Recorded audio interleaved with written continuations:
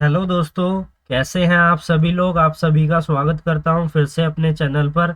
जैसा कि आप सभी को पता है, हम AIB 18 की प्रिपरेशन कर रहे हैं। साथ ही आपका जुडिशरी का एग्ज़ाम भी आने वाला है। तो जो भी कैंडिडेट किसी भी एग्ज़ाम की तैयारी कर रहा है जो लो बेस पर है, उन सभी के लिए ये वीडियो काफ़ी इन्फॉर्मेटिव होने वाली है। और जो हमारे साथ जुड़कर अभी तक अपनी तैयारी को कर रहा है, उसके उन सभी के लिए मैं कहना चाहता हूं, उन सभी का तहे दिल से धन्यवाद करना चाहता हूं। और जो भी कैंडिडेट हमारे साथ इस वीडियो के माध्यम से जुड़े हैं, उन सभी का भी तहे दिल से धन्यवाद करना चाहता हूं, ताकि वो अपने तैयारी अच्छे से कर सके हमारे साथ जुड़कर। क्योंकि जब भी हम किसी भी एग्ज़ाम को देते हैं तो उसके लिए हमें प्रैक्टिस करना बहुत ही ज़रूरी होता है। किसी भी इंटर्न एग्ज़ाम की बात करें, जुडिशरी की बात करें, तो प्रीलिम्स एग्ज़ाम की बात करें, तो उसमें हमें MCQ के क्वेश्चन पूछे जाते हैं और उसके लिए हमें प्रैक्टिस करना हमारे लिए मैंडेटरी है। क्योंकि जब भी हम किसी चीज़ को लगातार बार-बार करते हैं तो उसमें हम परफेक्ट हो जाते हैं। तो स्टार्ट करते हैं। आज की वीडियो में डिटेल डिस्कशन तो नहीं होगी, लेकिन हम मैक्सिमम क्वेश्चंस को कवर करने की कोशिश करेंगे। तो स्टार्ट करते हैं। सबसे पहला क्वेश्चन क्या कह रहा है, magistrate may take cognizance under section 190 of CRPC of any offence. यानी कि जब हम पर्टिकुलर सेक्शन, जो सेक्शन 190 है CRPC की, इसको पढ़ते हैं तो वहां पर कॉग्निजेंस की बात की गई है, संज्ञान लेने की बात की गई है। तो इन सभी ऑप्शंस में से कौन सा ऑप्शन सही है इस पर्टिकुलर सेक्शन के अनुसार। पहला ऑप्शन क्या कह रहा है, upon receiving a complaint of a fact which constitute such offence और upon his own knowledge that such offence has been committed. Second option क्या कह रहा है, upon a police report of such fact. Third option कह रहा है, upon information receive from any person other than police officer that such person has been committed. और fourth option है all of the above. तो आपके अनुसार इसका कौन सा सही जवाब है, इससे पहले हम समझ लेते हैं हिंदी में इसका क्या अर्थ बन रहा है, ताकि दोनों स्टूडेंट इसको अच्छे से समझ पाए। मैं ये भी कहना चाहता हूँ, जिस किसी कैंडिडेट को हिंदी में समझ नहीं आ रहा है कोई वर्ड, उसे इंग्लिश से समझिए। क्योंकि हम अपनी नॉर्मल लैंग्वेज में इंग्लिश के वर्ड भी यूज़ करते हैं बोलते समय भी, इसलिए हमें जो है कुछ वर्ड इंग्लिश में ज़्यादा अच्छे से कैच हो पाते हैं। बात करते हैं हिंदी में इसका क्या अर्थ बन रहा है। एक मजिस्ट्रेट CRPC की धारा 190 के तहत संज्ञान ले सकता है किसी भी अपराध का। फर्स्ट ऑप्शन क्या कह रहा है, उन तथ्यों की शिकायत प्राप्त होने पर जो ऐसे अपराध का गठन करता है या फिर उसकी सव्य की जानकारी पर ऐसा कोई भी अपराध किया गया है। दूसरा ऑप्शन क्या कह रहा है, इस ऐसे तथ्यों की पुलिस रिपोर्ट पर। या फिर थर्ड ऑप्शन कह रहा है, पुलिस अधिकारियों के अलावा किसी अन्य व्यक्ति से जानकारी प्राप्त होने पर कि उमुक व्यक्ति के द्वारा यह अपराध गठित किया गया है। फोर्थ ऑप्शन है उपरोक्त सभी। तो कौन सा इसका सही जवाब है, आप सभी ने अगर पर्टिकुलर सेक्शन नंबर 190 को पढ़ा होगा तो आपको इसका जवाब पता होगा। तो इसका सही जवाब है हमारा फोर्थ ऑप्शन। इन सभी माध्यम से अगर कोई भी कंप्लेंट आती है, पुलिस रिपोर्ट के द्वारा इंफॉर्मेशन आती है, या पुलिस रिपोर्ट के अलावा कोई अदर पर्सन इंफॉर्मेशन देता है, तो यहाँ पर मजिस्ट्रेट साहब कॉग्निजेंस ले सकते हैं। बात करते हैं अगले इंपॉर्टेंट क्वेश्चन के बारे में। In a case an application for bail is filed by the accused who is alleged have been committed an offence under section 376 capital AB of the IPC, such case it is. यानी कि इस question का जवाब देने के लिए सबसे पहले आपको इस पर्टिकुलर सेक्शन के बारे में पता होना चाहिए कि एक्चुअली में ये सेक्शन क्या क्या रही है और किस चीज़ के बारे में बात करती है। जब हम बात करते हैं 376 कैपिटल AB की, तो ये बात करती है जब 12 साल के अंडर एज जो भी वुमेन होती है उसके साथ रेप कमिट किया जाता है, तो उससे रिलेटेड पनिशमेंट की बात करती है। अब ऐसे गंभीर मामले में जब हम बेल की बात करते हैं, जमानत की बात करते हैं, तो कौन सा पर्टिकुलर ऑप्शन आपके लिए यहाँ पर सही होगा। साथ ही आपको इस क्वेश्चन के जवाब को ढूंढने के लिए आपको CRPC के एक पर्टिकुलर सेक्शन को भी यहाँ पर पता लगाना होगा, वो भी सेपरेटली आपसे पूछा जा सकता है। पहले इसको पढ़ते हैं, फिर मैं बताऊंगा कि कौन सी पर्टिकुलर सेक्शन है। सबसे पहला ऑप्शन क्या कह रहा है, mandatory to give a notice of such bail application before granting a bail to a public prosecutor within a period of 15 days from the date of receipt notice of such application। यानी कि particular notice जो है public prosecutor को भेजना होगा और इस particular समय सीमा के अंदर। सेकंड ऑप्शन क्या कह रहा है, mandatory to give a notice to such bail application before granting bail to the public prosecutor within a period of 7 days from the date of the receipt of such application। यानी कि यहाँ पर समय सीमा में डिफरेंस आ गया है। अब third option कह रहा है कि मैंडेटरी नहीं है, not mandatory to give a notice to public prosecutor if the complaint represent through his private counsel, अगर वो अपने खुद के प्राइवेट काउंसिल के द्वारा प्रेजेंट हो रहा है। फोर्थ ऑप्शन कह रहा है not mandatory to give notice to a public prosecutor if the court consider that it is not practicable to give such notice. यानी कि कोर्ट को लग रहा है नोटिस देने की जरूरत ही नहीं है। अब इसका हिंदी में क्या अर्थ बन रहा है उसको दोबारा समझ लेते हैं ताकि आपको क्वेश्चन और अच्छे तरीके से समझ में आ जाए। एक मामले में आरोपी के द्वारा जमानत के लिए आवेदन दायर किया गया जिस पर भारतीय दंड संहिता की धारा 376 कैपिटल ए बी के तहत अपराध करने का आरोप है, तो ऐसे मामले में इन सभी विकल्पों में से कौन सा विकल्प सही होगा। पहला ऑप्शन क्या कह रहा है, ऐसी जमानत आवेदन की सूचना जमानत देने से पहले ऐसे आवेदन की सूचना प्राप्त होने की तारीख से 15 दिन की अवधि के भीतर लोक अभियोजक को देना अनिवार्य होता है। दूसरा ऑप्शन कह रहा है ऐसी जमानत आवेदन की सूचना जमानत देने से पहले ऐसे आवेदन की सूचना प्राप्त होने की तारीख से 7 दिन की अवधि के भीतर लोक सेवक को जो है क्या करना, सूचना देना अनिवार्य होता है। और थर्ड ऑप्शन है यदि शिकायतकर्ता और सूचनाकर्ता का प्रतिनिधित्व निजी वकील के माध्यम से किया गया है तो सरकारी वकील को नोटिस देना अनिवार्य नहीं है। और फोर्थ ऑप्शन है अगर अदालत को लगता है कि ऐसे नोटिस देना व्यवहार्य नहीं है तो सरकारी वकील को नोटिस देने की आवश्यकता नहीं है। तो इस पर्टिकुलर क्वेश्चन को जब आप पढ़ते हैं तो ये कुछ इस तरीके के क्वेश्चन होते हैं। जितने ज्यादा लॉन्ग क्वेश्चन होंगे उतना ज्यादा आपका समय जो है लिया जाता है ताकि आपकी जो है कैच करने की क्षमता को देखा जा सके। और इस तरीके के क्वेश्चन जो है पूछे जाते हैं, जुडिशरी में भी पूछे जाते हैं, एआईबी में भी पूछे जाते हैं। में ये थोड़े से डिफिकल्ट है तो जुडिशरी में भी इस तरीके के क्वेश्चन जो है पूछ लिए जाते हैं। अब बात करते हैं इस पर्टिकुलर क्वेश्चन का सही जवाब कौन सा है। तो इस पर्टिकुलर क्वेश्चन का जो सही जवाब है वो है हमारा फर्स्ट ऑप्शन, यानी कि 15 दिन का नोटिस देना अनिवार्य होता है। और ये पर्टिकुलर क्वेश्चन का आंसर आपको सेक्शन नंबर 439 ऑफ सीआरपीसी के अंदर देखने को मिलेगा। जब आप इस पर्टिकुलर सेक्शन को अच्छे से पढ़ लेंगे तो आपको पता चल जाएगा। और ये 7 डेज की भी बात की गई है, ये बताना है आपको कमेंट करके कि किस सेक्शन में बात की गई है सीआरपीसी के 7 डेज की। और वो क्या वो इसी गंभीर अपराध की बात की गई है, बिल्कुल की गई है, लेकिन वहां पर 7 डेज की भी बात की गई है। बात करते हैं अगले इंपॉर्टेंट क्वेश्चन के बारे में। एनी कोर्ट में एल्टर एंड और ऐड टू एनी चार्ज, यानी कि चार्ज में परिवर्तन किया जा सकता है, बिल्कुल किया जा सकता है।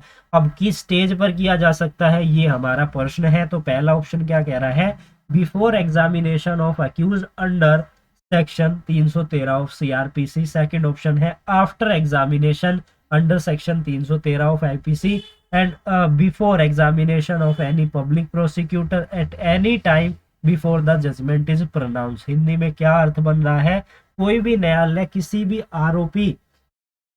भी आरोप में परिवर्तन या फिर वृद्धिकृत कर सकता है, यानी कि उसमें परिवर्तन कर सकता है, उसमें ऐड कर सकता है। तो कौन सा पर्टिकुलर ऑप्शन इसका सही जवाब होगा। तो यानी कि जजमेंट प्रोनाउंस करने से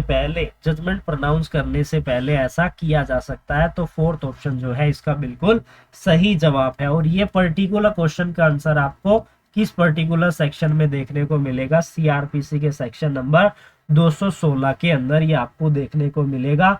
तो इस सेक्शन को आपको जो है डिटेल में पढ़ लेना है। बात करते हैं अगले इंपॉर्टेंट क्वेश्चन के बारे में। When in any warrant case institute other than on a police report the accused appear or brought before a magistrate the magistrate shall, यानी कि इन सभी ऑप्शंस में से कौन सा ऑप्शन यहाँ पर रिलेवेंट बन रहा है इस पर्टिकुलर क्वेश्चन के संबंध में जब बात की जाती है वारंट केसेस की। तो वारंट केसेस के संबंध में कोई पर्टिकुलर सेक्शन है तो वो भी आपको हमें कमेंट सेक्शन में बता देना है। अगर आप चाहते हैं बताना तो ठीक है, नहीं चाहते हैं तो आप इस क्वेश्चन को ध्यान से सुन लीजिए। फर्स्ट ऑप्शन क्या कह रहा है, satisfy himself that he has comply with the provision of section 207, 207 के जो सेक्शन है उसका कंप्लायंस करना अनिवार्य हो जाता है। सेकंड ऑप्शन है postponement issue of process against the accused if he is reside at the place beyond the area in which he exercises jurisdiction. Third option है either inquiry into the case himself or direct an investigation to be made by the police officer for the purpose of deciding whether or not it is sufficient ground for the proceeding. And fourth option है shall proceed to hear the prosecution and take all evidence as may be produced in support of the prosecution। समझ लेते हैं हिंदी में इसका क्या अर्थ निकल रहा है, फिर इसका सही जवाब जो होगा वो हम आपके साथ शेयर करेंगे। जब पुलिस रिपोर्ट के अलावा किसी अन्य वारंट मामले में आरोपी मजिस्ट्रेट के सामने पेश होता है या लाया जाता है तो मजिस्ट्रेट करेंगे क्या करेंगे, सबसे पहला ऑप्शन है सव्य को संतुष्ट करे कि उन्होंने सीआरपीसी की धारा 207 के प्रावधान का अनुपालन किया है। सेकंड ऑप्शन है यदि अभियुक्त उस क्षेत्र से परे किसी स्थान पर रह रहा है जिसमें वह अपने अधिकार क्षेत्र का प्रयोग करता है तो उसके खिलाफ प्रक्रियाएं जारी करना स्थगित कर दे। और थर्ड ऑप्शन है या तो सव्य मामले की जांच करे या फिर पुलिस अधिकारी को जांच करने का निर्देश दे ताकि यह तय किया जा सके कि आगे बढ़ने के लिए पर्याप्त आधार है या नहीं है। और फोर्थ ऑप्शन है अभियोजन पक्ष की सुनवाई के लिए आगे बढ़े और ऐसे सभी साक्ष्य लेंगे जो अभियोजन के समर्थन में प्रस्तुत किए जा सकते हैं। तो आपके अनुसार कौन सा इसका सही जवाब निकल कर आ रहा है, मेरे अनुसार इसका जो फोर्थ ऑप्शन है बिल्कुल सही जवाब है। बात करते हैं अगले इंपॉर्टेंट क्वेश्चन के बारे में, उससे पहले मैं प्रीवियस क्वेश्चन के संबंध में थोड़ी सी इंफॉर्मेशन दे देता हूं। इसमें क्या है, जब हम बात करते हैं मजिस्ट्रेट के द्वारा ट्रायल किया जाता है तो ये पर्टिकुलर सेक्शंस आपको पता होने चाहिए 238 से लेकर 250 तक के, जिसे 3 पार्ट में डिवाइड किया गया है कि वो जो पुलिस रिपोर्ट पर केस इंस्टीट्यूट होते हैं, वो जो पुलिस रिपोर्ट के अलावा केस इंस्टीट्यूट होते हैं, और तीसरा पार्ट बात करता है कंक्लूजन के बारे में। तो ये इंफॉर्मेशन भी आपको पता होनी चाहिए। बात करते हैं अगले इंपॉर्टेंट क्वेश्चन के बारे में, क्या कह रहा है इसको समझ लेते हैं। When in a summon case the accused appear और ब्रोट बिफोर द मजिस्ट्रेट। तो इन सभी में से कौन सा ऑप्शन यहाँ पर बिल्कुल सही होने वाला है, ये आपको यहाँ पर जो है पता लगाना है। तो कौन सा ऑप्शन सही होने वाला है पहले इसको पढ़ लेते हैं, जो सा ऑप्शन सही होगा उसका जवाब हम इस वीडियो में आपके लिए दे देंगे। सबसे पहला ऑप्शन क्या कह रहा है, prosecutor shall open his case by describing the charge brought against the accused and stated by what evidence he propose to prove guilt of the accused. Second option है the magistrate shall frame in writing change against the accused if upon considering the police report and the document sent with it make such examination as the magistrate think fit necessary. The magistrate is of the opinion that there is a ground of presuming that the accused has been committed an offense. Third option है the particular of an offense of which he is accused shall be stated to him and he shall be asked whether he plead guilty or has any defense to make, but it shall not be necessary to frame a formal charge. और fourth option है none of the above. तो कौन सा जवाब आपके लिए इसका बिल्कुल सही जवाब है, इससे पहले हिंदी में भी समझ लेते हैं। जब समन मामले में आरोपी मजिस्ट्रेट के सामने पेश होता है या लाया जाता है, यहाँ पर आपको ध्यान क्या रखना है, समन मामला, जब समन मामले की बात होती है तो पहला ऑप्शन है अभियोजक आरोपी के खिलाफ लगाए गए आरोप का वर्णन करके यह बताकर अपना मामला शुरू करेगा कि वह किस सबूत से आरोपी के अपराध को साबित करने का प्रस्ताव करता है। सेकंड ऑप्शन है यदि पुलिस रिपोर्ट और उसके साथ भेजे गए दस्तावेजों पर विचार करने और ऐसी जांच करने पर जैसा कि मजिस्ट्रेट आवश्यक समझते हैं, मजिस्ट्रेट की राय है कि यह मानने का आधार है कि आरोपी के पास लिखित रूप से आरोपी के खिलाफ बदलाव की रूपरेखा तैयार की जाएगी, अपराध किया है। और थर्ड ऑप्शन है, जिस अपराध के लिए उस पर आरोप लगाया गया है उसका विवरण उसे बताया जाएगा और उससे पूछा जाएगा कि क्या वह अपना अपराध साबित करता है या उसके पास कोई बचाव बनाने के लिए है, लेकिन औपचारिक आरोप तय करना आवश्यक नहीं है या उपरोक्त में से कोई भी नहीं। तो ये पर्टिकुलर क्वेश्चन जो है थोड़ा सा लंबा है और इसको मैं आप सभी के लिए छोड़ रहा हूं क्योंकि इसमें जो है थोड़ा सा आपको पढ़ना है, समझना है। आपको कहाँ जाना है, समन केसेस के बारे में। समन केसेस से रिलेटेड पर्टिकुलर सेक्शंस को आपको पढ़ लेना है। जैसे ही आप सेक्शंस को पढ़ लेंगे आपको इसका सटीक जवाब मिल जाएगा। तो ये क्वेश्चन पढ़कर आप हमें कमेंट सेक्शन में कमेंट करेंगे। पहले लिखेंगे समन केस, फिर उसका आंसर लिखेंगे। बात करते हैं अगले इंपॉर्टेंट क्वेश्चन के बारे में। क्या कह रहा है, इन calculating fraction of a term of punishment Section 57 of the IPC prescribe that the imprisonment for life shall be revoked as equivalent to the imprisonment। कितने से? सेक्शन 57 जो बात करती है पनिशमेंट के बारे में आईपीसी की, कितना कितना समझा जाएगा लाइफ इम्प्रिजमेंट को, तो उसे समझा जाएगा 20 ईयर। तो इसका थर्ड ऑप्शन जो है बिल्कुल सही जवाब है। सजा की शर्तों के आशंकों की गणना में भारतीय दंड संहिता की धारा 57 निर्धारित करती है कि आजीवन कारावास के बराबर माना जाता है, 20 वर्ष के कारावास के बराबर माना जाता है। बात करते हैं अगले इंपॉर्टेंट क्वेश्चन के बारे में। The maximum term of imprisonment which can be impose by the court for the offence under section 304A of IPC किसके बारे में बात करती है? नेग्लिजेंस के बारे में बात करती है। तो 3 साल, 2 साल, 1 साल या 6 महीने। भारतीय दंड संहिता की धारा 304 कैपिटल ए के तहत अपराध के लिए अदालत द्वारा अधिकतम कारावास की सजा जो है कितनी दी जा सकती है? 2 वर्ष की दी जा सकती है। तो इसका पर्टिकुलर ऑप्शन सेकंड ऑप्शन बिल्कुल सही जवाब है। बात करते हैं अगले इंपॉर्टेंट क्वेश्चन के बारे में। In which case the Supreme Court first hold that the right of victim to file an appeal under the provision to the section 372 of CRPC is available against the order acquittal rendered after so and so date, that for exercising such right no leave to appeal is required to be sought। Hindi में समझ लेते हैं।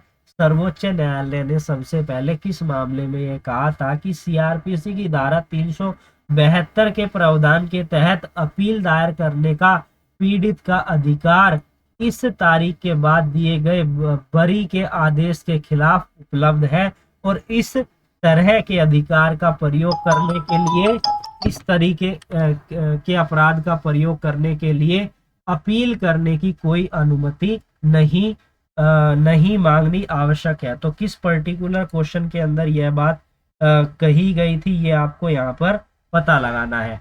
तो इसका सबसे सही जवाब कौन सा है? सबसे सही जवाब है इसका हमारा सेकंड ऑप्शन, यानी कि Mallikarjun Kodagali versus state of Karnataka के केस के अंदर यह बात कही गई थी। बात करते हैं अगले इंपॉर्टेंट क्वेश्चन के बारे में। Alibi is a granted by which particular section? Section 6, section 8, section 11, section 12। Appeal किसके द्वारा शासित है? किस पर्टिकुलर सेक्शन के द्वारा और कौन से किससे लिया गया है? ये पर्टिकुलर क्वेश्चन हमारा है इंडियन एविडेंस एक्ट से। आप सभी को पता होगा, काफी बार मैं रिवाइज करवा चुका हूं। पर्टिकुलर सेक्शन है सेक्शन नंबर 11।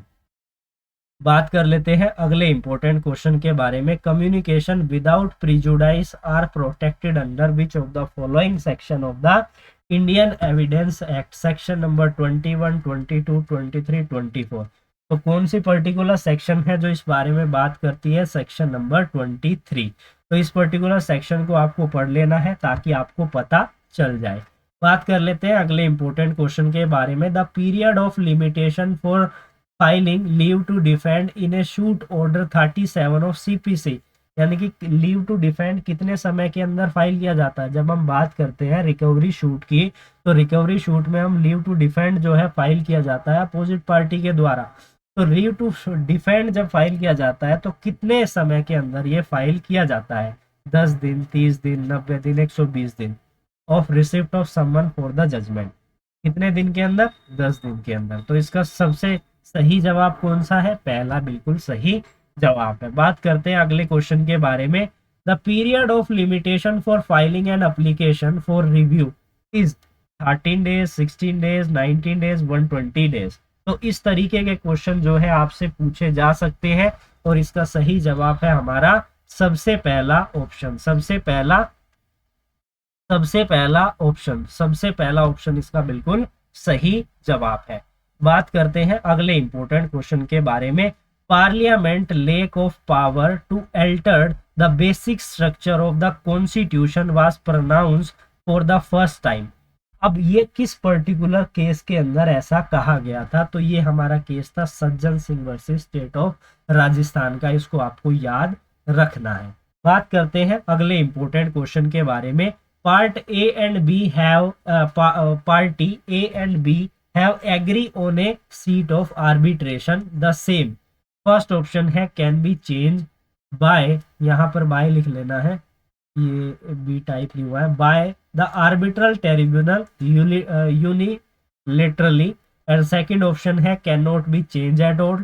थर्ड ऑप्शन है can be change by the agreement of the party. और फोर्थ ऑप्शन है can not be change by the party unless arbitral tribunal permit.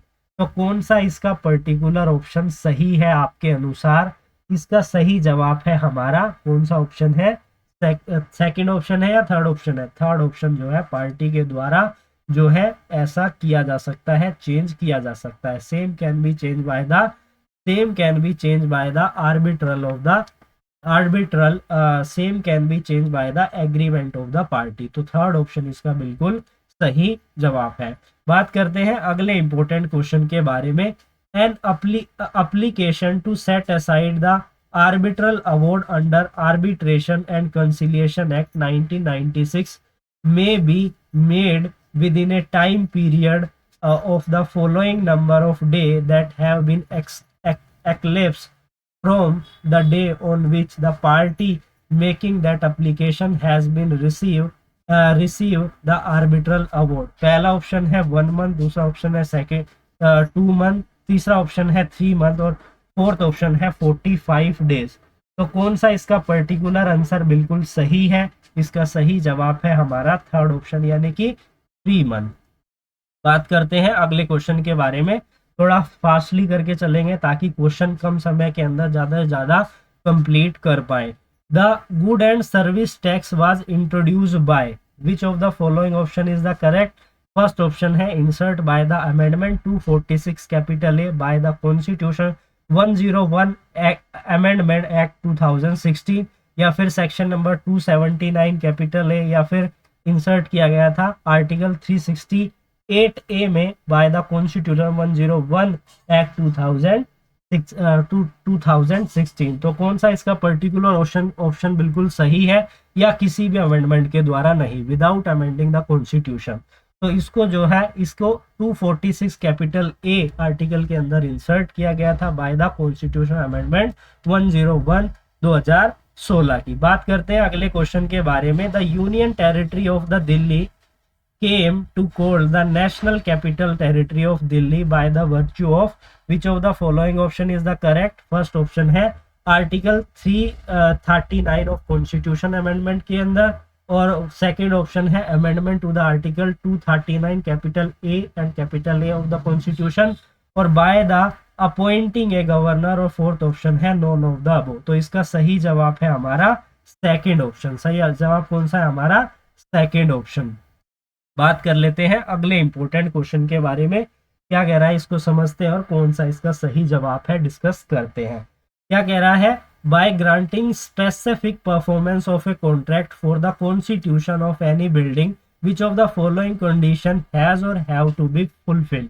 First option है the building is described in a contract in a term sufficiently precise to enable the court to determine the exact nature of building. Second option है the plaintiff has sufficient interest in the performance of the contract made in the interest is of such a nature that compensation in money of for non-performance of a contract is not adequate relief. Third option है the defendant has in pursuance to the contract obtained possession of whole or any part of land on which the building is to be construed. And fourth option है all of the above. Hindi में समझ लेते हैं ताकि आपको और अच्छे से समझ में आ जाए। किसी भी भवन के निर्माण के लिए अनुबंध का विशिष्ट निष्पादन प्रदान करने के लिए निम्नलिखित शर्तों को पूरा करना होगा या पूरा करना होगा। पहला ऑप्शन क्या कह रहा है, इमारत को अनुबंध में पर्याप्त रूप से सटीक शब्दों में वर्णित किया गया है ताकि अदालत इमारत की सटीक प्रकृति का निर्धारण कर सके। दूसरा ऑप्शन है वादी के पास अनुबंध के निष्पादन में पर्याप्त हित है और बीच में हित इस प्रकार का है कि अनुबंध के गैर प्रदर्शन के लिए धन में मुआवजा पर्याप्त राहत नहीं है। थर्ड ऑप्शन क्या कह रहा है, प्रतिवादी ने अनुबंध के अनुसरण में उस संपूर्ण भूमि या फिर उसके किसी भाग का कब्जा प्राप्त कर लिया है जिस पर भवन का निर्माण किया जाना है। और फोर्थ ऑप्शन है उपरोक्त सभी। तो इसका सही जवाब है हमारा लास्ट ऑप्शन यानी कि उपरोक्त सभी। बात कर लेते हैं अगले क्वेश्चन के बारे में। Which of the following section in the IPC deal with the in the judgement supreme court Navtej Singh Johar versus union of India. किस पर्टिकुलर सेक्शन से डील करती है? सेक्शन डील करती है 377 से। और ये किस बारे में बात करती है? अननेचुरल ऑफेंसेस के बारे में। बात कर लेते हैं अगले क्वेश्चन के बारे में। Amnesty International has its headquarter at, कहां पर है? लंदन में है। तो इसका जो थर्ड ऑप्शन है बिल्कुल सही जवाब है। बात कर लेते हैं अगले क्वेश्चन के बारे में।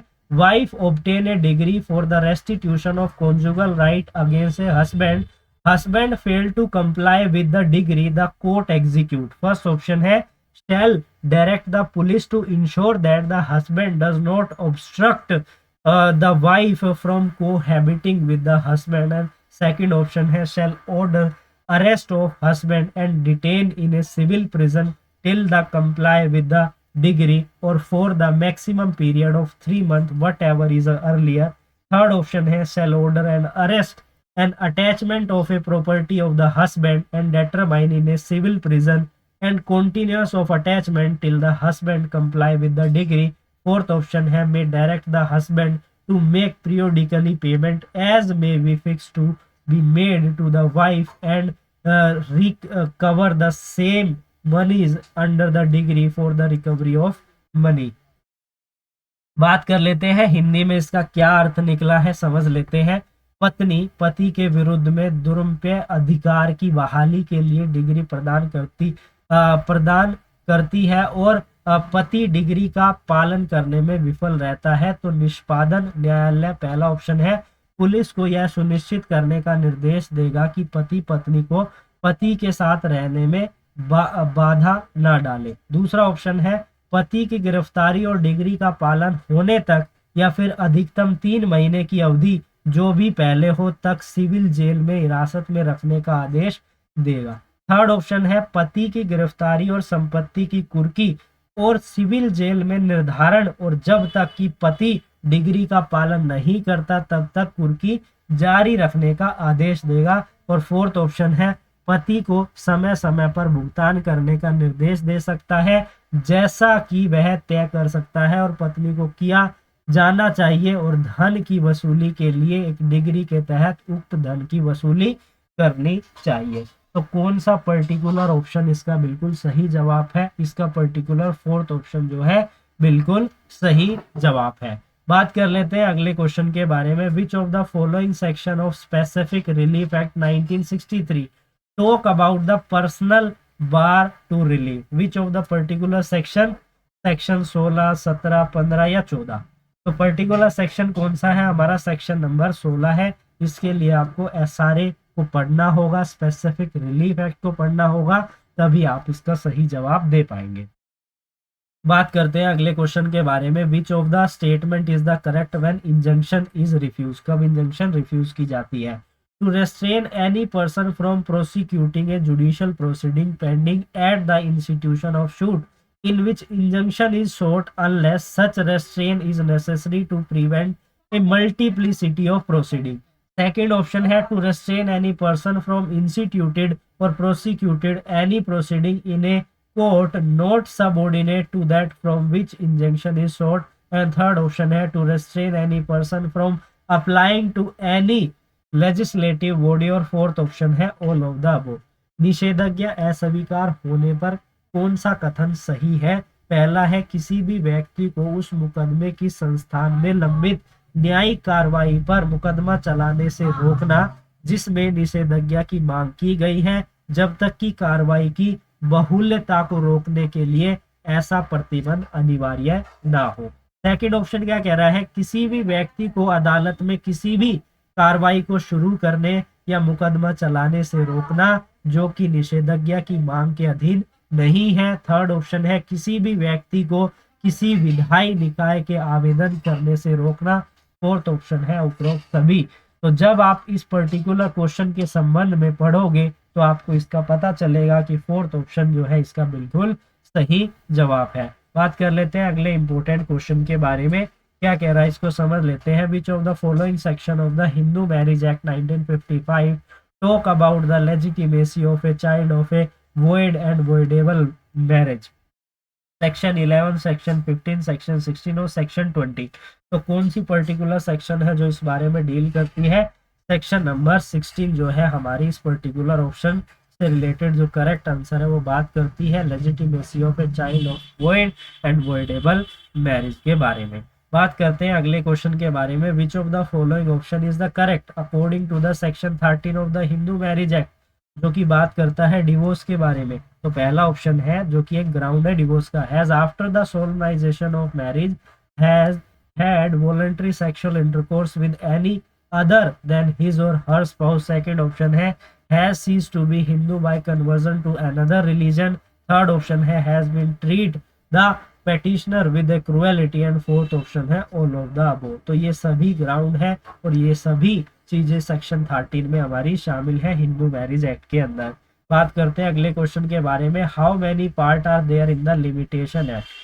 2 पार्ट है, 3 है, 4 है, 5 है। तो 5 पार्ट हमारे दिए गए हैं। बात कर लेते हैं अगले इंपॉर्टेंट क्वेश्चन के बारे में, which of the following is a legal disability in the limitation act. First option है where a person entitled to institute a suit or make an application for the execution of a degree is at the time from which the prescribed period of revoke as a minor। First option है यहाँ पर minor इस्तेमाल हुआ है, second option है इनसे इस्तेमाल हुआ है, और ये दोनों ही चीजें जो है लीगल डिसेबिलिटी के अंदर शामिल होती है लिमिटेशन एक्ट के अंदर, इसलिए इसका जो थर्ड ऑप्शन है बिल्कुल सही जवाब है। बात कर लेते हैं अगले क्वेश्चन के बारे में, how many section and chapter are in the copyright act 1957।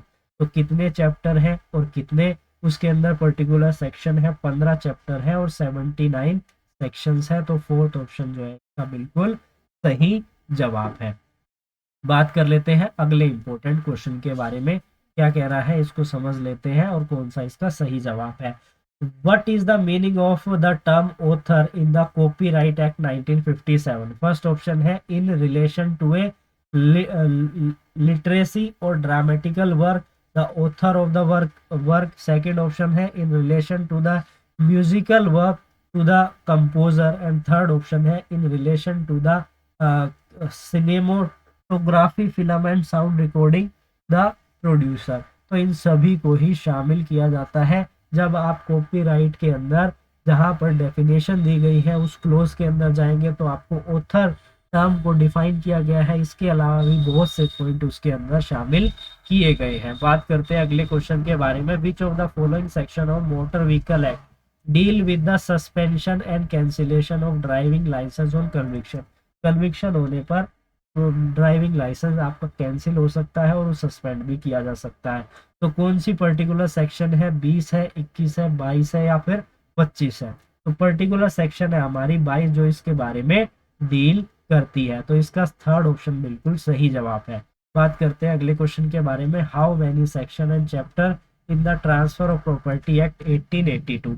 तो कितने चैप्टर और कितने सेक्शन है, कितने सेक्शन है, 8 चैप्टर है और 137 सेक्शन है। तो फोर्थ ऑप्शन जो है इसका बिल्कुल सही जवाब है। बात करते हैं अगले इंपॉर्टेंट क्वेश्चन के बारे में, क्या कह रहा है इसको समझ लेते हैं, जो कि इस वीडियो का लास्ट क्वेश्चन है। ये स्टेटमेंट पढ़ने और ये पता लगाना है कि इन सभी ऑप्शंस में से किस ऑप्शंस की ये स्टेटमेंट है।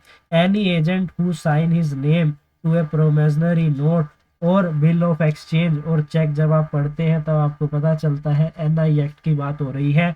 Without indicated their own that he sign as an agent or he does not intend thereby to incur personally responsible is liable personally on the instrument except to those who induce him to sign upon the belief that the principal only would be held liable. What is the following option is the correct one? तो इन सभी में से किसकी statement है, agency की है, minor की है, लायबिलिटी अगेंस्ट एजेंट सिग्नेचर या फिर लायबिलिटी अगेंस्ट लीगल रिप्रेजेंटेटिव। तो थर्ड ऑप्शन की ये जो है स्टेटमेंट है। जब आप इस पर्टिकुलर टर्म को देखेंगे एनआई एक्ट में तो आपको सेम ये डेफिनेशन आपको देखने को मिलेगी। तो आई होप आपको वीडियो अच्छी लगी होगी। हमने काफ़ी स्पीड में मैक्सिमम क्वेश्चंस को कवर करने की कोशिश की है।